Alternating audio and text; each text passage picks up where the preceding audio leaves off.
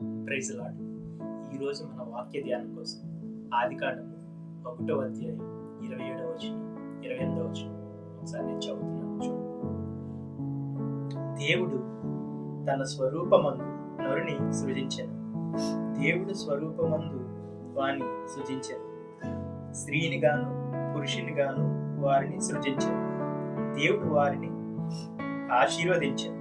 ఎట్లనగా, మీరు ఫలించి అభివృద్ధి పొంది విస్తరించి భూమిని నిండించి దానిని లోపరుచుకుని. ఇక్కడ దేవుడు ఆశీర్వాదం అంటే దేవుడి ఉద్దేశం ఏంటంటే నరుడు ఫలించి భూమిని నిండించాలని. భూమిని నిండించడం అనే దేవుడు ఎందుకు ఆశీర్వదిస్తున్నాడంటే, భూమిని దేవుడు అప్పటికి ఇంకా నింపలేదు. అంటే ఆయన సృజించి ఆయన తన జీవాన్ని పెట్టి చేసిన ఏదోని మనం ప్రపంచం అంతట్లో ఒక భాగం మాత్రమే, ఒక చిన్న ఏరియాని ఆయన డెవలప్ చేసి అందులో ఆయన అవి మంచిదని ఎరిగి ఆశీర్వదించాడు.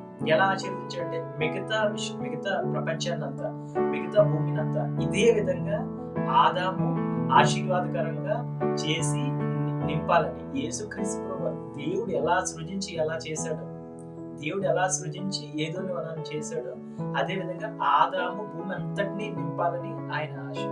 సో దేవుడు ఎప్పుడు కూడా చిన్న విషయాల మీద పనిచేస్తాడు. చిన్న విషయాల్లో ఆయన పనిచేసి ఆ చిన్న విషయాన్ని ఫలింపజేసి అభివృద్ధి చేస్తాడు.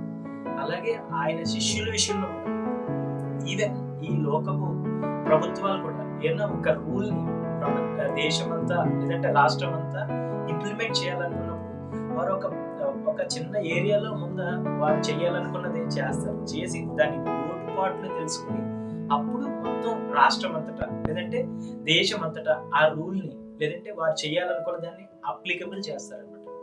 దేవుడు కూడా అదే విధంగా తన శిష్యులను కూడా మొదట ఆయన 12 చేసి వారికి ఆయన శక్తినిచ్చి వారిని ఈ లోకం అంతటా వెళ్ళమని చెప్పాడు. ఒకసారి మనం లూకా సువార్త 9వ అధ్యాయం 1-2 ఒకసారి చూస్తాం. తన 12 మంది శిష్యులను పిలిచి సమస్తమైన దెయ్యముల మీద శక్తిని, అధికారమును, రోగములను స్వస్థపరచు వరమును వారికి అనుగ్రహించి దేవుని రాజ్యమును ప్రకటించుటకును రోగులను స్వస్థపరచుటకును వారిని పంపారు. ఆయన మొదట ఒక 12 మందికి ఆయన తర్ఫీదిచ్చి, ఆయన 3.5 సంవత్సరాలు ఆయన తర్ఫీదిచ్చి ఆయన శక్తిని వారికి ఇచ్చి వారిని ఈ పరలోక రాజ్యాన్ని ప్రకటించమని పంపించారు. అదేవిధంగా మనం మార్కు సువార్త 16లో చూసుకున్నట్టు, మార్కు సువార్త 16-15 నేను చదువుతున్నాను. మీరు సర్వలోకమునకు వెళ్ళి సర్వ సృష్టికి సువార్తను ప్రకటించుడి. ఆయన శిష్యులకి ఆయన చెప్తున్నాడు. ఆయన ఆరోహణమై వెళ్ళిపోయే ముందు ఆయన శిష్యులు చెప్తున్నాడు, మీరు అంటే ఆయన ఎవరిని తర్ఫీదు చేశాడో వాళ్ళని మాత్రమే సర్వలోకానికి.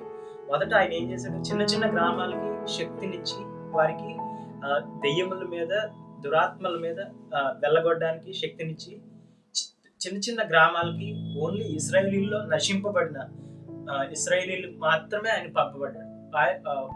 వారి యుద్ధకు మాత్రమే సువార్త ప్రకటించమని పంపించాడు. తర్వాత వారిని ఏం చేశాడంటే సర్వలోకానికి వెళ్ళమని ఆజ్ఞాపించాడు. సో దేవుడు ఎప్పుడు కూడా మనకి చిన్ని విషయాల్లో మనకు అప్పగిస్తాడు. చిన్న విషయాలు మనకు అప్పగించి అందులో మన నమ్మకత్వాన్ని, మన విశ్వాసాన్ని ఆయన పరీక్షించి అప్పుడు పెద్ద విషయాల మీద మనల్ని ఏం చేస్తారంటే యజమానులుగా ఆయన పెడతాడు. ఒకసారి మనం మత్తయి సువార్త 25వ అధ్యాయం 21వ వచనం.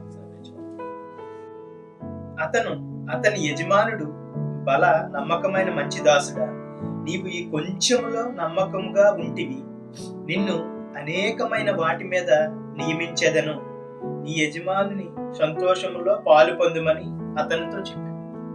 ఇక్కడ తలంతులు గురించిన ఉపమానం దేవుడు చెప్తున్నాడు. అంటే దేవుడు ఏ విధంగా మనిషిని వృద్ధి చేస్తాడు, ఏ విధంగా మనిషిని ఆశీర్వదిస్తాడు అని వారికి వివరించే క్రమంలో దేవుడు వారికి ఒక ఉపమానం చెప్తాడు.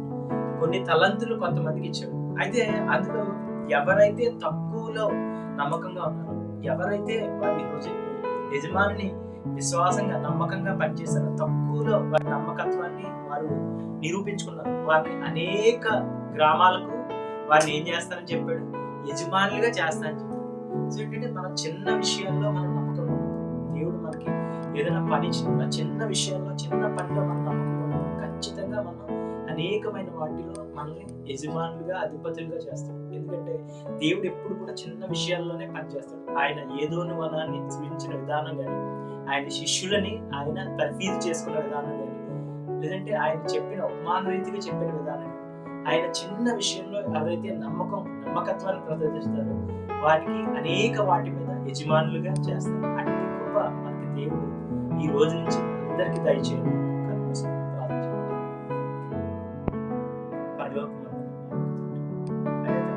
ఇచ్చిన ప్రతి చిన్న విషయాన్ని, చిన్న పని, నువ్వు అప్పగించిన ప్రతి చిన్న విషయంలో మేము అధిక నమ్మకాన్ని అయ్యా ప్రదర్శించి విశ్వాసంగా ఉండేదండి అనేకమైన అయ్యా పట్టణాల మీద మేము అధిపతులుగా ఉండడానికి మాకు సహాయం దయచేయండి. అటు కృప మాకు దయచేయండి. నజరేయుడైన యేసయ్య నామమున అడిగి పొందుకొని